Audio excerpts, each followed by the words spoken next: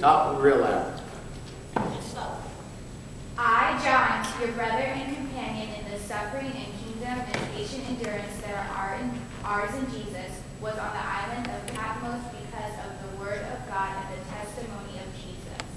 On the Lord's day I was in the Spirit, and I heard behind me a loud voice like a trumpet, which said, "Write on a scroll what you see, and send it to the 7 churches, to Ephesus, Smyrna, Pergamum, Thyatira, Sardis, Philadelphia. Yes. Philadelphia. Laodicea. Very good. All right, let's take a look at a couple of the things. I just want to point them out, and I'll answer any questions that you might have. John said that basically he is on the island of Patmos because he is a Christian. Because he is telling people about the good news of Jesus Christ. That's what it says right here when he said, because of the word of God and the testimony of Jesus. He's the one giving testimony to Jesus, to everybody else. And the Roman government said, can't do that. He is the only one of the 12 disciples that was not beheaded or crucified or martyred in some way. He is the only one that got stuck on an island to die at an old age. So that's what that part of it means. And then he said that on the Lord's day I was in the Spirit. That means he was worshiping. Now, not just, coming and singing songs and not thinking about anything, thinking about school or what somebody said yesterday or what you're going to do tomorrow. That's not worshiping. Worshiping is when you're focusing upon God. Like the I Exalt Thee song we just sang. If you closed your eyes and sang it to God, then you're worshiping. If you stood there and kept your eyes on the screen and your mind was blank and you just sang the words, that's not worshiping. So when it says that he was in the Spirit, some of you, maybe all of you, have experienced that before when you have truly put aside the world and focused upon God in your singing or in the spoken word or the message or whatever. When you've gotten into it, then you're worshiping. And that's what he was saying. I was in the Spirit on the Lord's day. And then he said, I heard a loud voice like a trumpet. How loud is a trumpet? Pretty loud. Louder than most voices. If somebody snuck up behind you with a trumpet and blasted it as loud as they could, would you jump? Yeah. I'm sure he did too.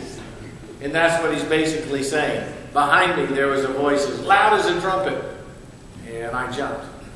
And the voice then said to me, write on the scroll and send it to the 7 churches. These 7 churches, by the way, are real churches in the first century. These are places that we're going to look at in the next few weeks that actually Paul went to and started new congregations of believers, new Christians in these cities. And God's going to write to them in a little bit. Do you have any questions about any of that up there that I missed? All right, let's read the next one.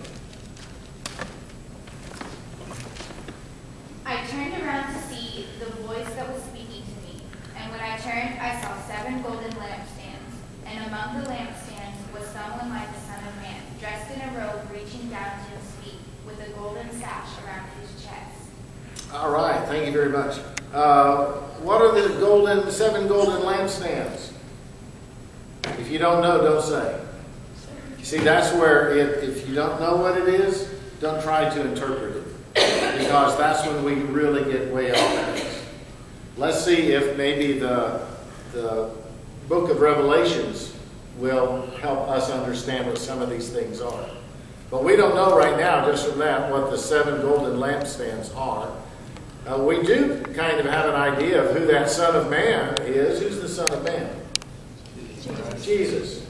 And he is referred that way in the Gospel of John over and over again because John's the one that wrote the Gospel of John and John's the one that wrote the book of Revelation. So you're going to see in both of those books him talking about the Son of Man. Dressed in a robe reaching down to his feet. and a golden sash around his chest. Who would wear a golden sash in those days? You what? Or you want to go back to the robe going down to his feet? No? Okay. Who would wear a golden sash? A king or a warrior? A king. A warrior would, but the king, the gold is representing wealth and the authority that would have. So basically, he's turning around and he's describing to us the image that he sees, which is not a normal image like you and I would turn around and see a person. He's seeing the glorified Jesus Christ. And he's beginning to try and describe to us what he sees. That's not an easy task. Let's go on to the next screen and see what he describes. The hair on his head was white like wool, and white as snow, and his eyes were like a blazing fire. His feet were like bronze glowing in a furnace, and his voice was like the sound of rushing water. In his right hand he held 7 stars, and coming out of his mouth was a sharp double-edged sword. His tongue was like the sun shining in all its brilliance. Very good.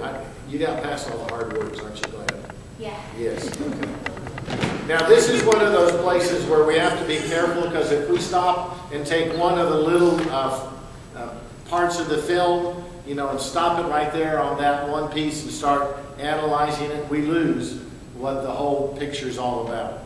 So we're going to go through it slowly, but then I want to go back and speed the picture up again so that we can understand what John said. When he said that his hair and his head were white like wool, as white as snow.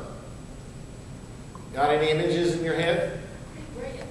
Some of you people, young people, turn around and look.